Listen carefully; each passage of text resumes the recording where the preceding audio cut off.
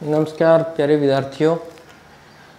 अपनी हिंदी की शिक्षण विधियाँ चल रही थी और उन शिक्षण विधियों में आज हम पढ़ेंगे आगे वाली विधि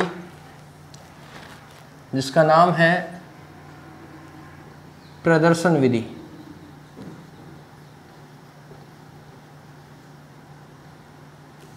जैसा कि नाम से दिख रहा है, प्रदर्शन क्या होता है? किसी वस्तु को प्रस्तुत करना, यानी प्रत्यक्ष रख देना किसी के सामने। तो इस विधि में क्या होता है? इस विधि में जैसे कोई बालक है और अध्यापक कक्षा में जाता है और वो जब कोई विषय वस्तु पढ़ाता है तो जो कठिन शब्द आ जाते हैं, जैसे ग्लोब नाम ले लिया, ठीक है, तो उस ग्लोब को क्या करे? वो प्रस्तुत करे। कहते हैं कि बालकों के सामने जब इस तरह की प्रत्यक्ष वस्तु को बालकों के सामने प्रस्तुत किया जाता है तो वो बच्चों के माइंड में क्या हो जाती है? स्टोर हो जाती है और वो जिंदगी भर नहीं भूलते। प्रदर्शन विधि का ये अर्थ है कि जब आप कोई पाठ पढ़ा रहे हो, उसमें कोई कठिन शब्द आ गया या कोई नई चीज आ गई, उससे बच्चों के सामने उसका प्रारूप या उसका मॉडल, चित्र कुछ भी प्रस्तुत किया जाए और बालकों को उस वस्तु के बारे में बताया जाए, वही क्या कहलाएगी? प्रदर्शन विधि कहलाएगी। समझ में आ गई होगी बात। क्योंकि बच्चों के जब जो बालक होते हैं उनके सामने जब प्रत्यक्ष वस्तु देखी जाती है तो वो उनके माइंड में क्या कर जाती है? स्थायी हो जाती है और वो उस वस्तु को भूलते नहीं है। यही आपकी क्या है? प्रदर्शन विधि है। तो आप नोट्स बनाने के लिए तैयार हैं। तो इसमें क्या करना होता है? इसमें देखिए, इसमें अध्यापक जो होता है, अध्यापक द्वारा कुछ करना, तो कुछ करेगा यानी कुछ वस्तु का क्या करेगा? प्रदर्शन ही तो करेगा। यानी अध्यापक द्वारा कुछ करना, कुछ दिखाना, यानी जो वस्तु को लेके आएगा तो कुछ दिखाएगा, कुछ दिखाना, और अध्यापक द्वारा कुछ करना, कुछ दिखाना और करना यानी कार्य करना प्रदर्शन कहलाता है। प्रदर्शन है, ठीक है। अब इसमें क्या होता है? कई बार यहां लिख देता हूं मैं, कई बार बच्चों को कठिन या जटिल, एक ही बात है, कठिन शब्दों का ज्ञान करवाने के लिए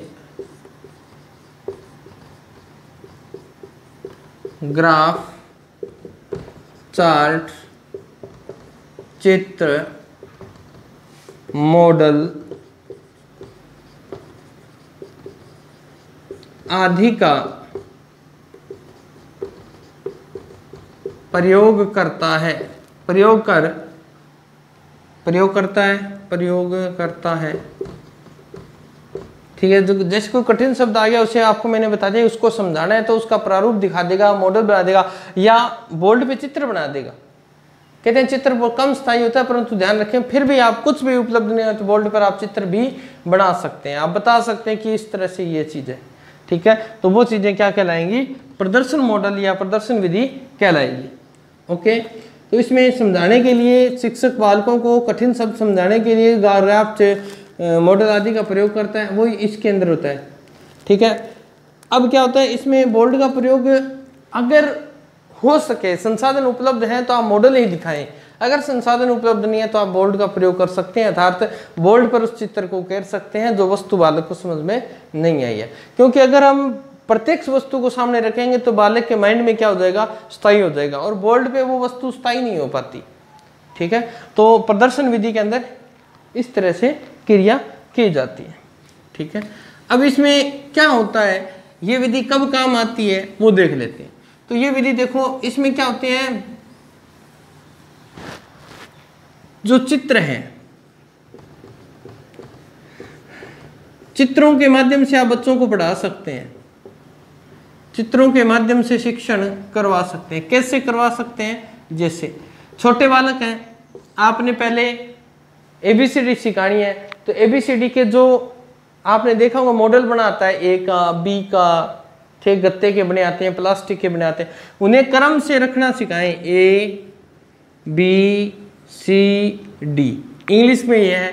हिंदी में जैसे कबूतर की फोटो है, कबूतर की फोटो है और कबूतर की फोटो के नीचे जैसे आपने कै आकृति दिखा दी, बालक को क्रम से रखनी सिखाए, यानी चित्रों को क्रमबद्ध किया जाए और क्रमबद्ध करके बच्चों को क्या दिया जाए, ज्ञान दिया जाए, वही क्या कहलाएगी, प्रदर्शन विधि कहलाएगी। ठीक है, और बच्चों को क्रमबद्ध रखकर और उसे कहानी लिखने के लिए कहा जाए।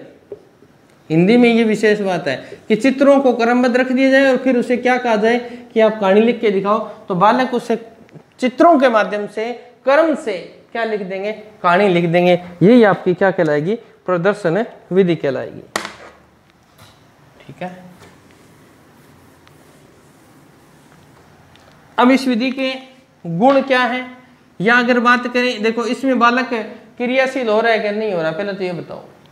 बालक खुद करके सीख रहा है, अर्थात ये विधि करके सीखो, ये विधि करके सीखो सिद्धांत पे है, खुद अर्थात करके सीखो, बच्चे एक्टिव हो रहे हैं तो ये विधि अपने आप ही क्या हो गई, मनोवैज्ञानिक हो गई।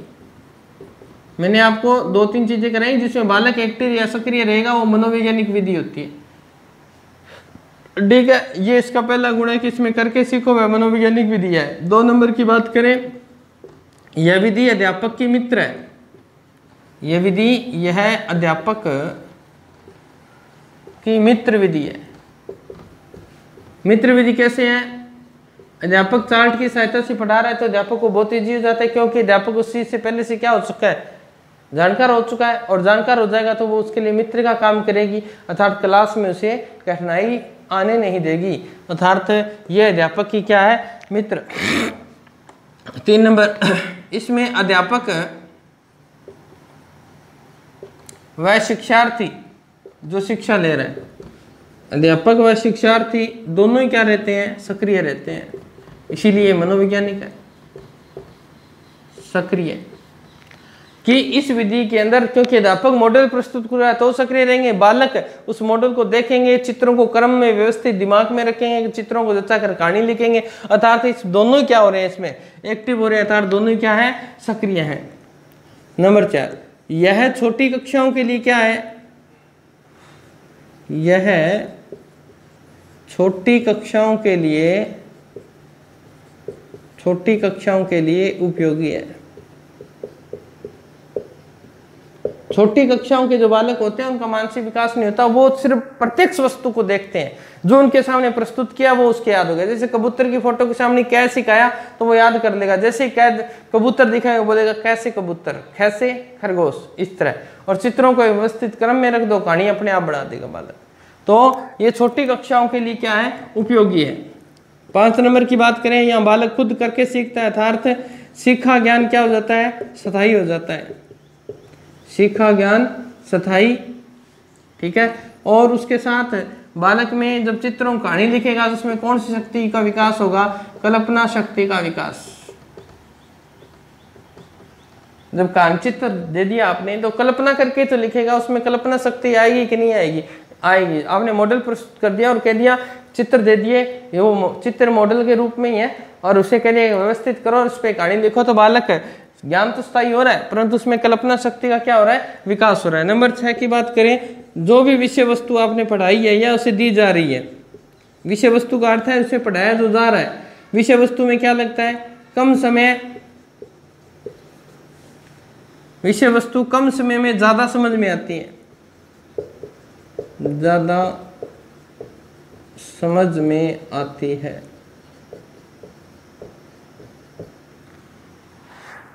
जो भी वस्तु पढ़ाई जा रही है, अगर आप मॉडल के माध्यम से पढ़ा रहे हो, अर्थात प्रदर्शन करके पढ़ा रहे हो, उसका प्रारूप दिखा रहे हो, तो उस वस्तु को बालक के माइंड में क्या हो जाती है, वो स्थायी हो जाती है। ठीक है, और उसे समझने में बालक क्या करते हैं, बहुत ही कम समय लेते हैं। इससे अगर बालक समझ रहा है, अर्थात बालक, छात्रों का क्या होता है, इसमें मानसिक विकास होता है, छात्रों का मानसिक विकास, छात्रों का मानसिक विकास होता है। ठीक है, तो ये इसके प्रदर्शन विधि के गुण थे। प्रदर्शन विधि के यही गुण है, जिसके बाद में बात करेंगे अपन दोषों की, कि दोष क्या है।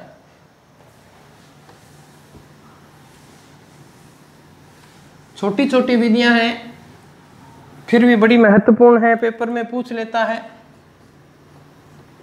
दोष, किस विधि के दोष क्या है, तो नंबर 1 बात करें, जब हम प्रदर्शन विधि को यूज करते हैं तो ये विधि खर्चीली है, समझ गए होंगे, क्योंकि हमें मॉडल वगैरह खरीदने के लिए क्या चाहिए, पैसे चाहिए, तो ये विधि क्या है, खर्चीली विधि है। ठीक है। 2 नंबर की बात करें, जब तक मॉडल आप प्रस्तुत कर रहे हो तो कौन करेगा मॉडल प्रस्तुत, बच्चे तो कर नहीं सकते, बच्चे तो जानते नहीं, तो मॉडल प्रस्तुत करेगा, अर्थात ये विधि किस पे केंद्रित है, ये शिक्षक केंद्रित है, परंतु है मनोवैज्ञानिक, देखो क्योंकि बच्चे एक्टिव है इसमें, शिक्षक केंद्रित विधि है ये। इसमें बालक उस वस्तु के बारे में जानते नहीं, इसीलिए ये शिक्षक केंद्रित है, शिक्षक ही बताता है कि ये वस्तु ऐसे है। नंबर 3 की बात करें, नंबर 3 में भारतीय जो विद्यालय है ना अपने यहाँ के, भारतीय विद्यालयों के परिवेश के अनुकूल नहीं है ये, क्योंकि यहाँ पर बहुत कमी रहती है, अनुकूल नहीं है। मॉडल वगैरह तो कहाँ, यहाँ चौक तक नहीं मिलता, डस्टर नहीं मिलता स्कूलों में, तो यहाँ ये विधि भारतीय परिवेश के अनुकूल नहीं है। ठीक है। नंबर 4 की बात करें, प्रदर्शन विधि से, इस विधि से सभी सब्जेक्ट नहीं पढ़ा सकते, इस विधि से सभी विषय नहीं पढ़ा सकते। क्या हिंदी पढ़ा सकते हैं, नहीं पढ़ा सकते, परंतु हिंदी की शिक्षण विधि मानी गई है। बहुत कम रेयर चांस है कि कहानी वगैरह नाटक वगैरह में ये विधि काम आ जाती है, परंतु बहुत कम काम में आती है प्रदर्शन विधि, क्योंकि अपने पास नाटक अगर शौक को प्रस्तुत करना है तो उसकी वेशभूषा लानी पड़ेगी और बालक को पहना के उसके जैसा दिखाना पड़ेगा, तो प्रदर्शन विधि है। ठीक है। कोई कहानी आ गई तो उसके संवादों को बालकों को रटाना पड़ता है, तो यानी ये विधि सभी विषयों में उपयोगी नहीं है, मैथ वगैरह में नहीं आएगी। 5 नंबर की बात करें, यहाँ की जो किताबें हैं या पाठ्यक्रम की बात करें, पाठ्यक्रम अनुकूल नहीं है इस विधि के, क्योंकि पाठ्यक्रम में सभी चीज़ें इंक्लूड होती हैं, तो यहाँ का जो पाठ्यक्रम या किताबें हैं वो क्या है, अनुकूल नहीं है। 6 नंबर की बात करें तो इसमें अनुशासन नहीं रहता क्लास के अंदर, अगर इस विधि का प्रयोग करें तो अनुशासन का क्या रहता है, अभाव रहता है, कमी रहती है अनुशासन की। तो ये इसके क्या अनुशासन, जैसे बच्चे एक्टिव होंगे, गुरुजी ओ किया जी, ओ किया चालो जी, अर्थात क्लास में क्या हो रहा है, अनुशासन खराब हो रहा है, तो अनुशासन का क्या रहेगा, यहाँ पे अभाव रहेगा। ठीक है। ये थी आपकी प्रदर्शन विधि।